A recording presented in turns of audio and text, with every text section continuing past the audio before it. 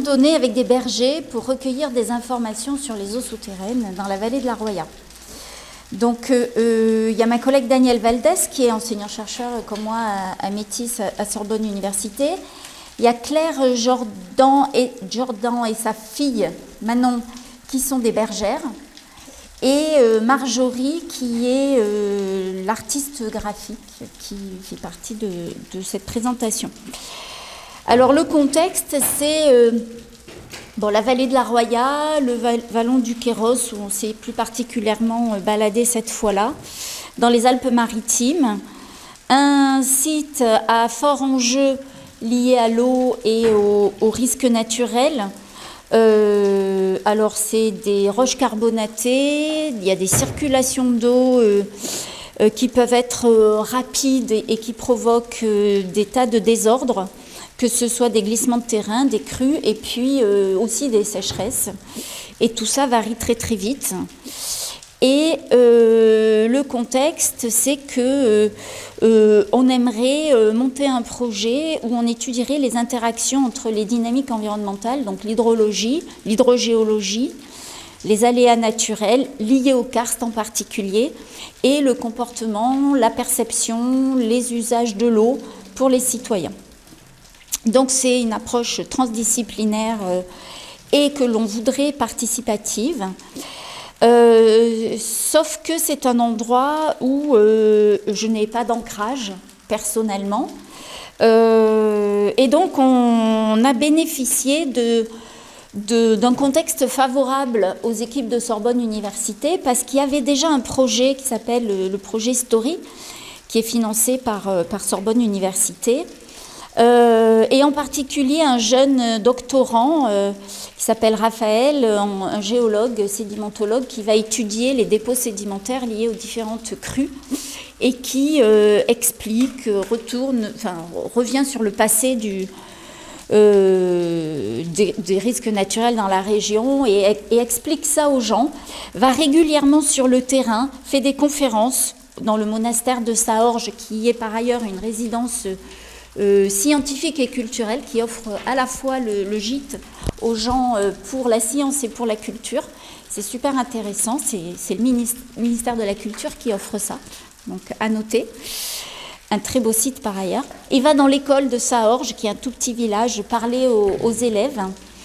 Et du coup, quand on y va avec l'étiquette Sorbonne Université, on connaît bien Raphaël, etc., ça aide.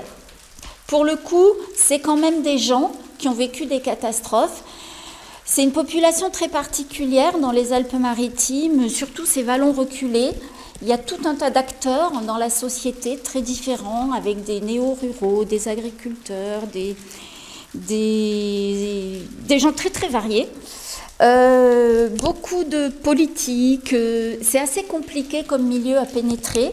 Mais globalement, tous les habitants sont très intéressés par le sujet, très proactifs, ils se fédèrent en association et ils sont très demandeurs d'explications sur ce qui s'est passé, sur est-ce qu'ils doivent continuer à investir la vallée ou partir. Et ça aussi, ça facilite un peu le sujet. Mais moi, j'arrivais là et je ne connaissais pas le terrain. Et avant de déposer mon projet, je suis allée sur le terrain et visiter le coin. On a été reçus par des gens, etc. Et puis on a essayé de rencontrer le plus de gens possible et de voir sur le terrain ce qu'on pourrait mesurer, pas mesurer, etc. On est resté quelques jours. Voilà, l'idée c'était rencontrer les gens, essayer de voir les institutions locales. Ça n'a pas marché, le syndicat des eaux n'a pas voulu nous rencontrer. Identifier les besoins des gens, ça a été facile avec les associations, mais pas les autorités. Évaluer la possibilité d'instrumenter quel site, parce qu'il y a très peu d'instrumentation sur le site. Et puis, au travers de ça, on a eu l'occasion de rencontrer Claire. C'est la petite dame dans la bergerie, là.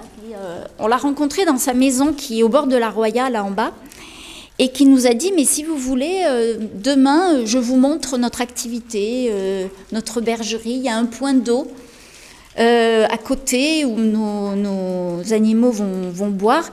Et puis d'ailleurs, on est un peu inquiet parce que suite à Alex, on a eu plein de trucs qui se sont passés. Les sources qu'on utilisait pour nos animaux se sont taries. La doline, où il y avait toujours de l'eau, s'est tarie aussi. Et du coup, on est quand même hyper inquiet. Et là, elle y voyait un intérêt à me parler finalement. Bon, on a sympathisé. Elle nous a montré la laine qu'elle fait avec la peau de ses moutons. On lui a acheté de la laine. Et puis le lendemain, elle nous a accompagnés dans sa bergerie. Et là, c'était perché. On a mis 1h30 de 4x4 pour monter sur le plateau. On a visité sa bergerie, 600 bêtes quand même. Et on a rencontré son mari, sa fille. Son mari qui reste à demeure dans sa bergerie, planté sur le plateau là-haut. Ils nous ont invités à manger.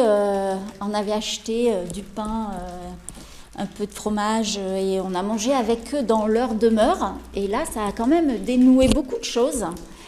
Et puis, on a discuté. Puis ils nous ont dit, ouais, mais nous, on n'aime pas trop raconter parce que, en fait, vous voulez utiliser la ressource en eau pour la Côte d'Azur. Et donc, ça ne nous intéresse pas du tout de vous raconter. Et alors, on a expliqué que non, nous, on avait des cartes, on voyait des sources, mais c'était compliqué. Les sources, on ne les voyait pas, en fait. Il fallait y aller.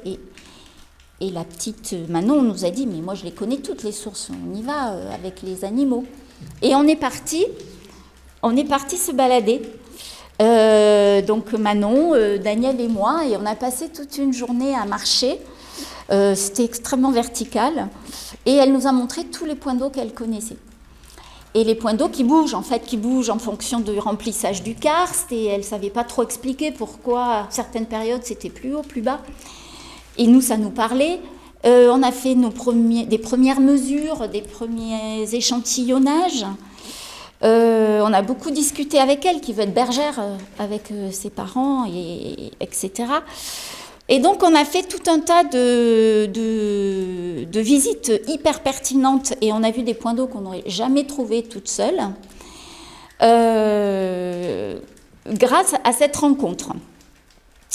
En fait, ça a été une rencontre assez intéressante parce qu'on s'est échangé. Ils avaient vraiment des questions et nous, on en avait d'autres.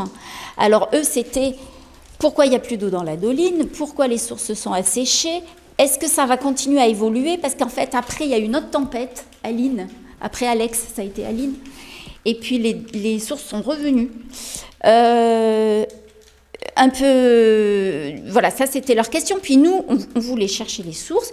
Est-ce qu'elles étaient pérennes? Il n'y a que eux qui pouvaient nous dire est-ce que les sources continuent, ont une forte variabilité de débit ou pas. Et on a pu échanger énormément parce qu'on a répondu à leurs questions à travers le modèle conceptuel de fonctionnement du karst. Mais c'est normal, quand il pleut beaucoup, ça se remplit et puis ça décolmate les réseaux et puis... Ah oui. Et en fait, ça a été super intéressant. Et là où ça a été super intéressant aussi, c'est que bon, on a lié un lien très, très chaleureux. Et puis, quand on est parti, elle a continué à nous tenir au courant avec WhatsApp. Donc, comme en Mauritanie, c'est marrant. On a créé une petite liste et elle nous envoie des photos. Alors, regardez, la source aujourd'hui à la bergerie, on a plein d'eau, c'est super. Ou quand ça a commencé de nouveau à être alarmant sur la Roya, elle a fait des photos qu'elle nous a envoyées. Et donc, on se dit que peut-être on pourra jamais instrumenter ces sources-là parce qu'on ne peut pas prendre le risque de modifier quoi que ce soit par rapport à leurs besoins à eux. En revanche, ils pourraient nous faire des mesures.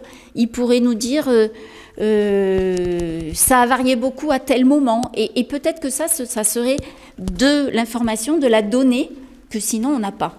On n'en a vraiment pas. Donc voilà, tout ça pour bâtir un projet où il y a une étude... des témoignages que l'on récolte auprès des étudiants à partir de leurs histoires. Alors des histoires, il y en a beaucoup quand les gens ont vécu des catastrophes liées à l'eau. C'est extrêmement passionnant, le mélange de la vie privée et de la vie et de l'événement de catastrophe et ce que ça génère dans la suite. Donc là, il y a déjà une première approche croisée avec les sciences humaines et sociales et la participation des gens. Il y a l'étude géologique, cartographique, hydrologique, hydrogéologique, un diagnostic géomorphologique de fonctionnement des aquifères karstiques. Voilà. Et tout ça doit être mené de front. Alors depuis, on a changé de projet, on focalise sur le village de Saorge, qui est sur un glissement de terrain lui-même. Et donc l'idée, c'est de faire ça, mais que sur Saorge, qui est un tout petit village, avec une instrumentation du village de Saorge, et de faire appel aux vieux du village par rapport aux glissements passés, les fissures dans les maisons, etc. Tout ça pour bâtir quelque chose avec une approche un peu journalistique, faire des petites créations podcast, ce qu'on disait tout à l'heure, des livrets pédagogiques. Il y a toujours l'école du village qui est au cœur de la communication, des articles, reportages et des ateliers sur le territoire. Alors ils ont déjà l'habitude, vous avez vu au début du diaporama, de conférences, d'ateliers collectifs. Il y a des artistes dans la vallée qui sont dans les associations et qui travaillent déjà sur ces aspects-là. Et voilà, et donc j'ai déposé un projet ANR sur ce sujet et j'attends la réponse